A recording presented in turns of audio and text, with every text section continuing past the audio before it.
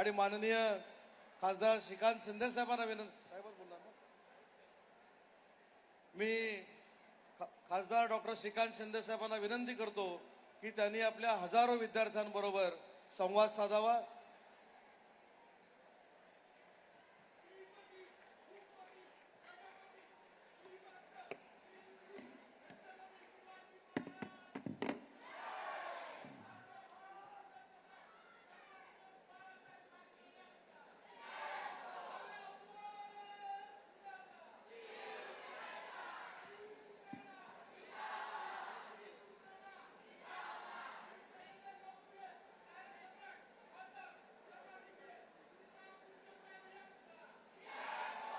खूप वेळ झाला त्यांना बसून आता।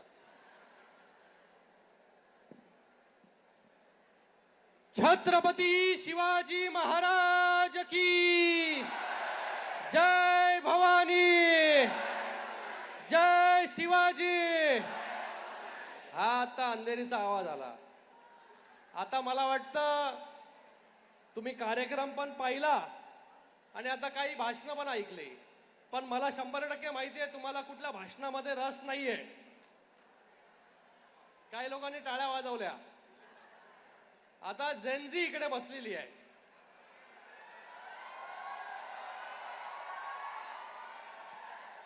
मुर्जी काकांनी कार्यक्रम ठेवला। मुर्जी काका मला बोलले एक बहुत बड़ा कार्यक्रम रखते हैं डॉक्टर साहब, आप मेरे एक भी कार्यक्रम में नहीं आए। साहब आए, इतने हजार लोग आए, उतने हजार लोग आए। मैं बोला रखो कार्यक्रम ठेवा बोलो। मग मुर्जी काका बोलले हाँ कार्यक्रम रखता हूं मैं। काल मला माहिती पडलं तर काल बॅनर कार्यक्रमाचा बॅनर आला, युवकांबरोबर संवाद। मी बोललो आत्ताच्या घडीला जे आहे जेनझी बरोबर संवाद करणं बोललो डेंजरस आहे खूप।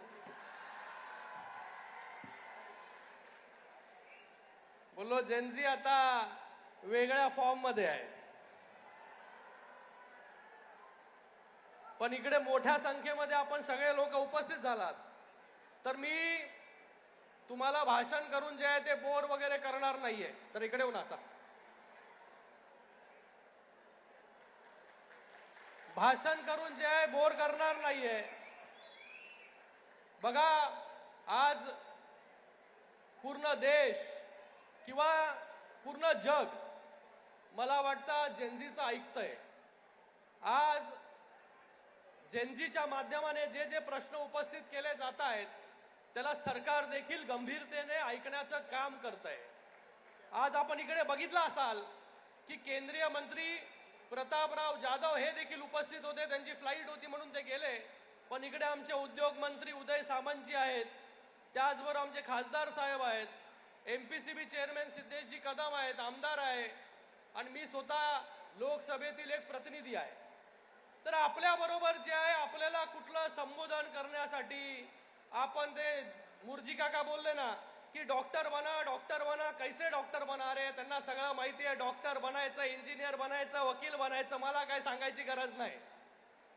पण मला वाटतं आपल्याकडून मला ऐकायला आनंद वाटेल की आज इकडे 15 वर्ष, 16 वर्ष, 17 वर्ष ते 25 वयोगटातील मुलं जी आहेत, मुली जी आहेत ही इथे उपस्थित आहे।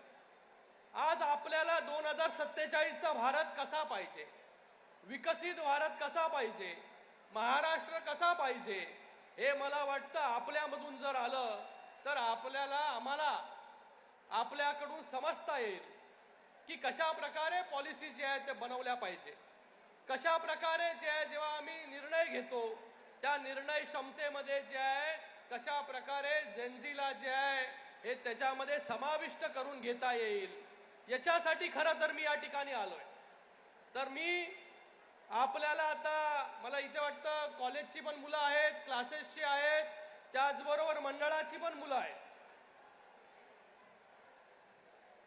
तर मी आपल्यामधून काही लोकांना विनंती करणार आहे की इकडे अनफिल्टर जे आहे टू वे कम्युनिकेशन असलं पाहिजे। नाहीतर तुमच्या डोक्यामध्ये जेव्हा तुम्ही आलात तेव्हा तुम्हाला असेल अरे आमदार बोलेल, खासदार बोलेल, मंत्री बोलेल, आम्हाला ऐकायचं आणि ऐकून जे आहे ते घरी निघून जायचं। पण मला आपल्याकडून ऐकायला आनंद वाटेल. आज काही लोकांनी जे आहे हे सिच्युएशनचा जे आहे ऍडव्हान्टेज घेऊन जेनझीला वोटर म्हणून टार्गेट करतायत. पण मला तसं करायचं नाही. इथे मोठ्या संख्येमध्ये आपण हजारोच्या संख्येमध्ये उपस्थित आहात. आपण एक देशाची ताकद आहात. पुढे येणाऱ्या काळामध्ये देश कुठल्या दिशेला जाणार आहे हे आपल्याला सगळ्यांना मिळून ठरवायचं आहे. तर मी आपल्या सगळ्यांना इथून विनंती करणार आहे, माईक कोणाकडे आहे का? माईक खाली. बोलणार का तुम्ही? किती लोक बोलणार आहेत? बॅच घालणाऱ्यांनी हात वरती नका करू.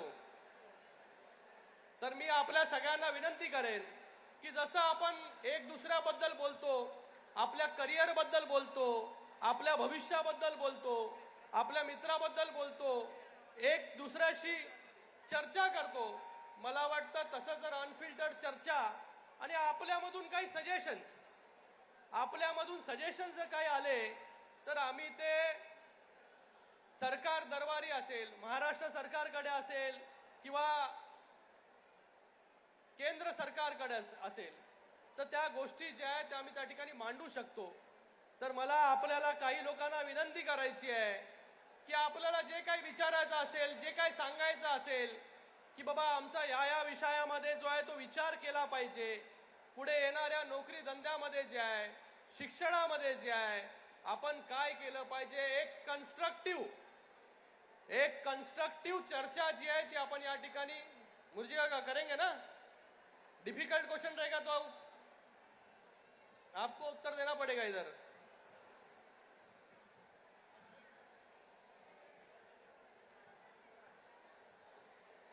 अरे कोणाला बोलायचंय की नाही?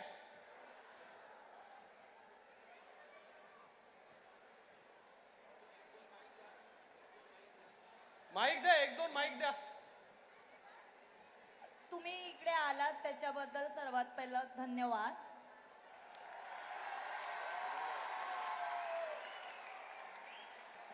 आता सध्या सगळे स्टुडंट्स ऑनलाईन एज्युकेशन घेतात आणि ऑनलाईन एज्युकेशनची आता खूप गरज झाली आहे. पण ते एज्युकेशन घेत असताना आम्हाला जे रिचार्जचे प्राइजेस आहेत ते परवडत नाहीत आणि मग त्याच्यासाठी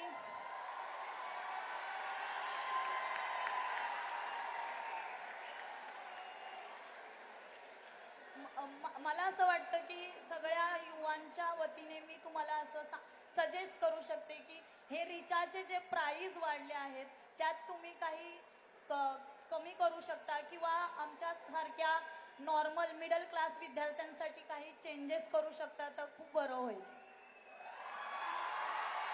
मला वाटतं सगळ्यांना तेच पाहिजे.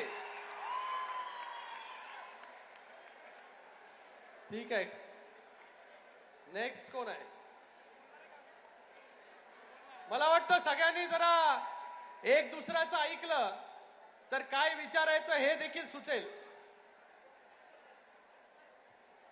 फक्त कठीण प्रश्न जास्त विचारू नका.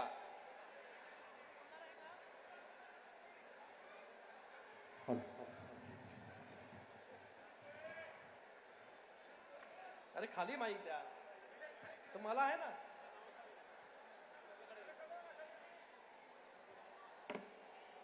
कुठे गेला माईक? बोल, वरती उभा आहेस तू एकदम, बोल. सो माझं नाव ओम आहे आणि the kind of startup culture in Bangalore and mic जवळ ठेव, माईक जवळ. So I want to start my own startup and the problem is कि the AI culture is too much in Bangalore. तो वो वाला वेव अभी मुंबई में आया नहीं है. तो हम कैसे बिल्ड करें एआई कल्चर? देखिए, स्टार्टअप्स की आप बात करते हो और बैंगलोर का नाम लेते हो, लेकिन आपको पता होना चाहिए महाराष्ट्र स्टार्टअप्स में नंबर 1 है. आज पूरे देश में सबसे बड़ा स्टार्टअप इकोनॉमी, 500 बिलियन से ज्यादा इकोनॉमी जो है स्टार्टअप की यहां पर इस महाराष्ट्र में है. 120 से ज्यादा यूनिकॉर्न्स है इस महाराष्ट्र में. तो एआई तो सबको इफेक्ट करने ही वाला है. एआई के साथ अभी हम सभी लोग चैट जीपीटी हो, क्लाउड हो, ग्रॉक हो, सब यूज कर रहे हैं.